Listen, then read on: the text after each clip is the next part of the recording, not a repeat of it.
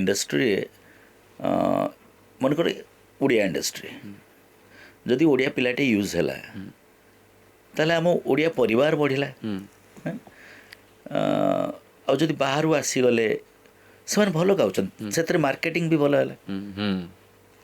ମୋର କହିବା କଥା ଆମେ ସାରା ବିଶ୍ୱରୁ ଆଣୁ, କିଛି ଅସୁବିଧା ନାହିଁ। ଆମର ସାରା ପୃଥିବୀରୁ ସିଙ୍ଗର ଆସି ଗାଆନ୍ତୁ। ଯେମିତି ସାଉଥ୍ ଇଣ୍ଡଷ୍ଟ୍ରିରେ ରେହମାନ ସାର୍, ଏ ଆର୍ ରେହମାନ, ସେ ଯାଇକି ବାହାରୁ ନେଇକି ଗୁଆଇକି ଆଣୁଛନ୍ତି। ତାଙ୍କ ସିଙ୍ଗରକୁ ବି ସେଠି ଯେଉଁ ସାଉଥ୍ ଇଣ୍ଡିଆନ୍ ସିଙ୍ଗର୍ସ ତାଙ୍କୁ ବି ଗୁଆଉଛନ୍ତି, ବମ୍ବେ ସିଙ୍ଗର୍ସ ବି ଗୁଆଉଛନ୍ତି।